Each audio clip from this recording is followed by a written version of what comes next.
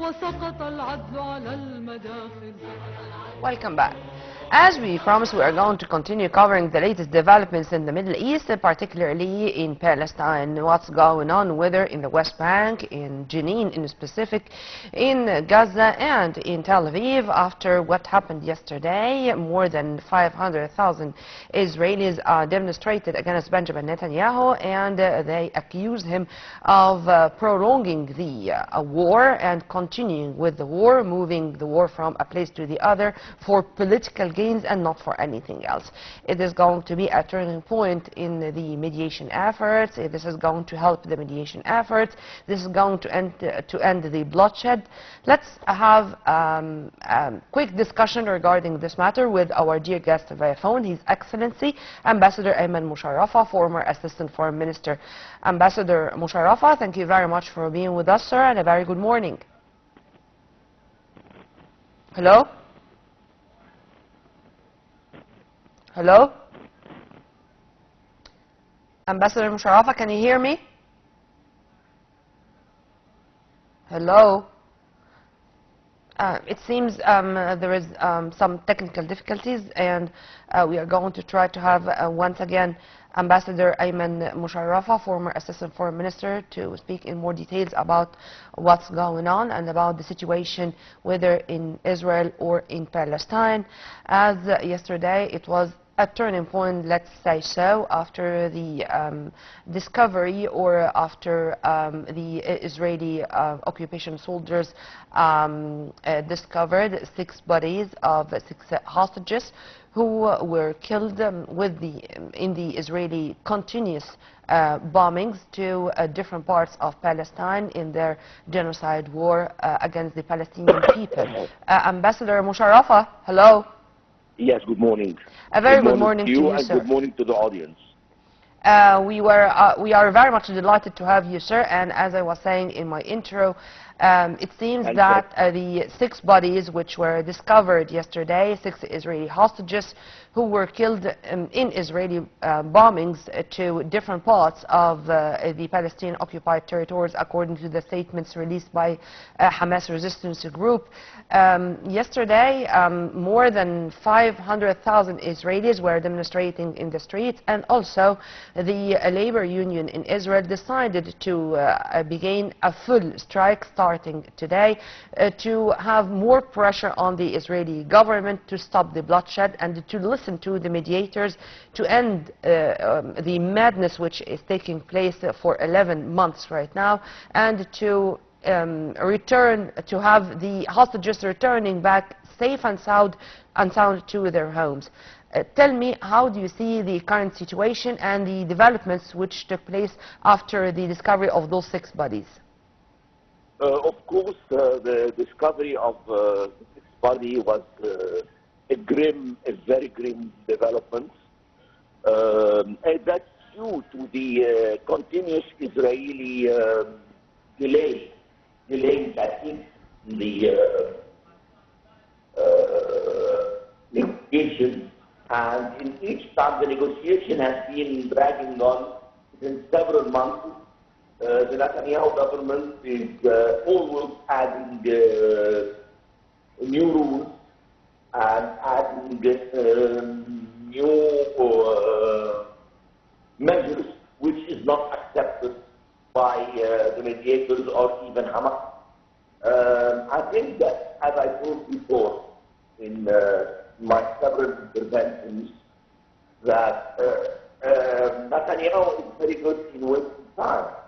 He was relying that the Israeli security and intelligence community would liberate the hostages without paying a political price. Mm. And again, Netanyahu is oblivious to the human loss of life on the Palestinian side or on the Israeli side. His only goal is to keep his government on and to keep the state coalition on the run. That's the real problem.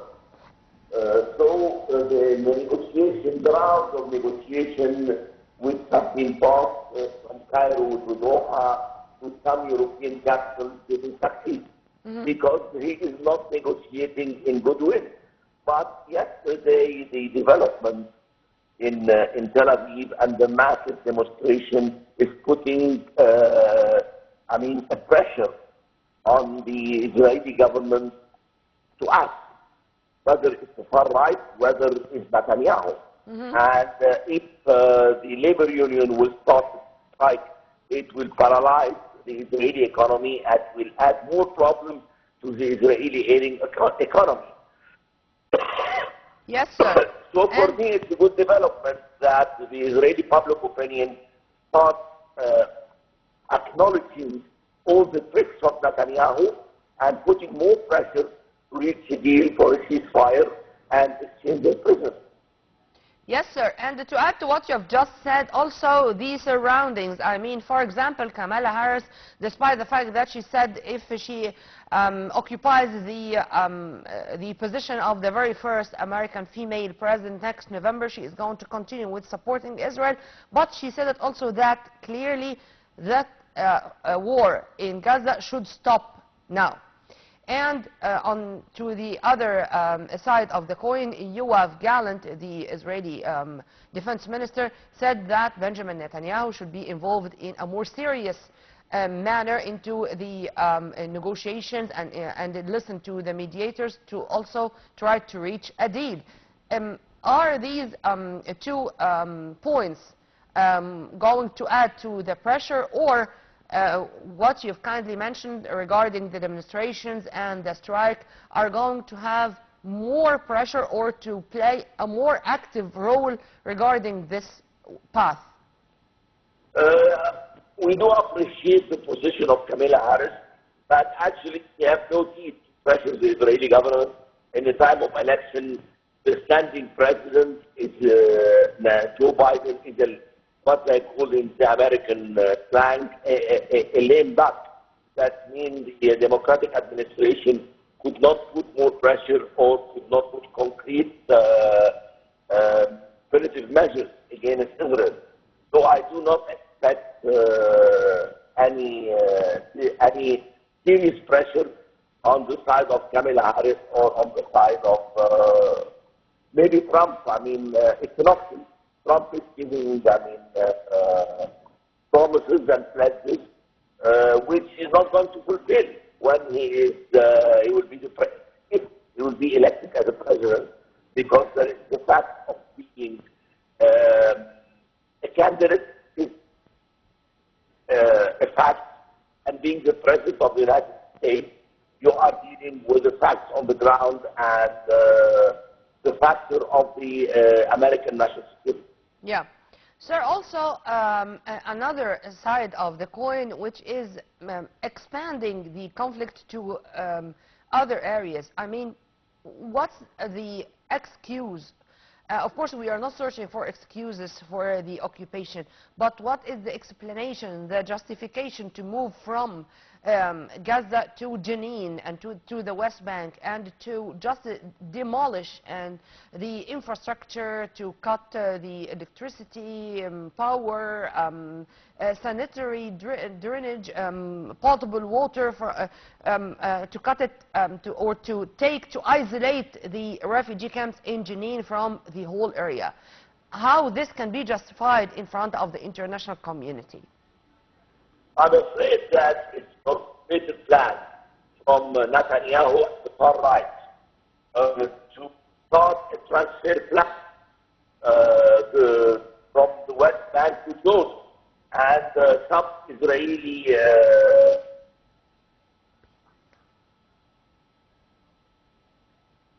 and some Arabians belong to the Jews historically. So maybe it's an official plan. Render the West Bank unlivable like Gaza, and to force the people for another exodus Jordan after the exodus of 1967, which is a very, very alarming time. And today has spelled out directly that this action is, very, very dangerous, and it could ignite the fire to the whole area. Yeah. In addition to the spread of preventable diseases, even with what's going on, with no infrastructure, with no hygiene, with the destruction of more than 80% of the whether infrastructure or the medical facilities, and with the discovery of polio cases for the very first time in more than 25 years in the Palestinian territories, this is another pressure.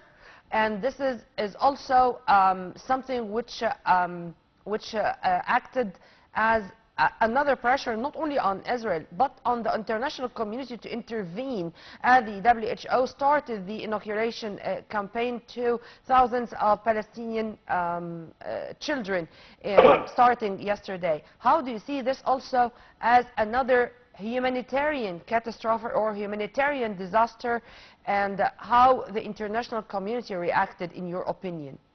All United Nations agencies, started from the UNRWA, WHO, UNICEF, whatever, most of the organizations have cautioned against the serious degradation of the health condition and the living condition in the West Bank and Gaza. The polluting of drinking water, which could spread cholera.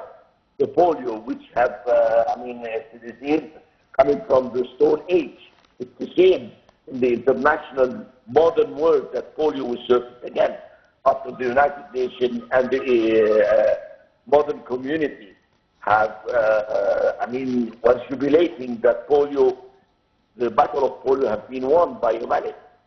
So, the Israelis, they are oblivious, as I said, to the suffering of the Palestinians. 41,000 Palestinians were killed and more than 100,000 severely injured.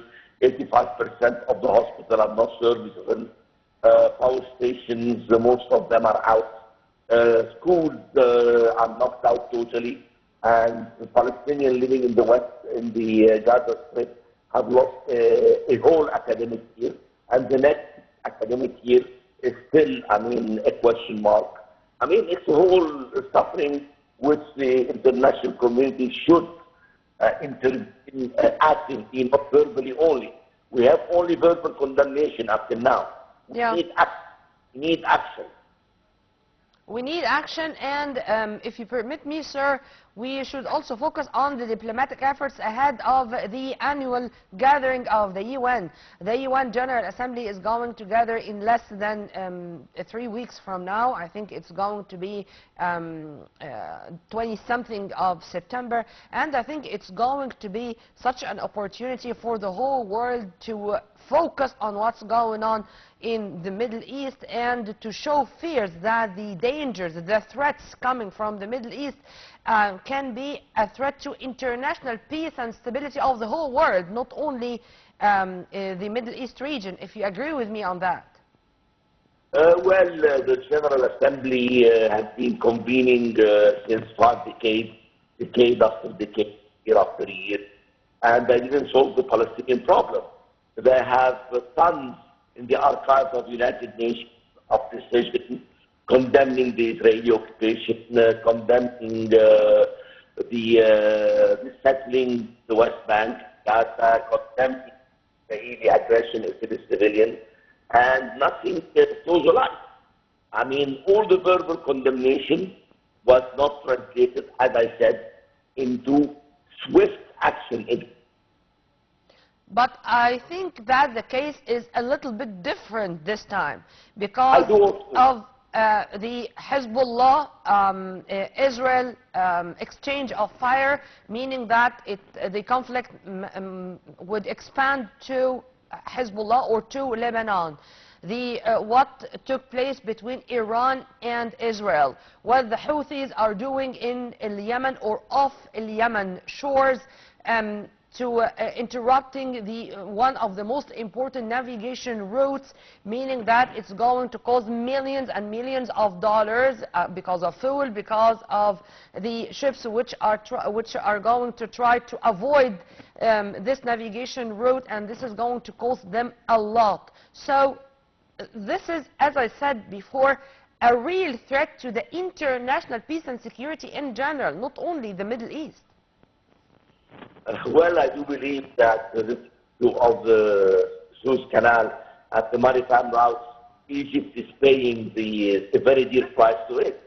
I mean, 50% of the navigation in this vital waterway, which carries 8% of the international commerce between Asia and Europe, and 12% of the oil supply to Europe. I hope that the International Maritime Organization and the Security Council will take a swift action, but I do not see any action again. The threat to the navigation is still ongoing, and you have this Greek tankers have been sunk, and you have a heavy stain of pollution which could threaten the whole shores of the Red Sea, starting from Yemen to Saudi Arabia to Sudan to Egypt, and could threaten the tourism. I mean, we want to stop the rhetoric, we want action. Yeah. It's upon the Security Council and the 5 permanent members to take action. And regional and international powers, sir, also. One final question, sir. Of course, there are very strong, very extended, very intensified Egyptian efforts to try to stop the bloodshed and to put an end to what's going on in the Palestinian-occupied territories. And last but not least, of course, in addition to the summit talks all the time held by the president, whether via phone or when receiving many of world leaders here in Egypt, Dr. Badr Abdel-Ati, our foreign minister, held a meeting with the Egyptian Council for Foreign Affairs, headed by His Excellency Ambassador Mohammed Al-Arabi, former foreign minister, and they spoke about a number of issues, topping the list, of course, the Palestinian cause. How do you see this meeting as also one of the efforts exerted by Egyptian diplomacy in general, and to continue on exerting these efforts on all levels? I'm a member of the Egyptian Council of Foreign Affairs. I want to explain what it is. It's an independent think tank which gather very important scholars and ambassadors and academics and public figures from the public sector or the government sector, and with it making monthly or even daily reports to monitor all international crises and to try to advise the government on the best way of taking analysis and reports about it. So the meeting with Dr. Abdel-Ati is a continuous legacy of the continuous consultation between the Foreign Ministry and the Egyptian Council for Foreign Affairs, exploring and exchanging ideas about the ongoing regional crisis and the Gaza crisis. And several foreign ministers have addressed the Egyptian Council in several occasions, and we do hope that this tradition will continue. Well, Ambassador Mosharafa, thank you very much for your input, sir, and have a very good day. Right after the short break, we are going to return back with more, so stay tuned.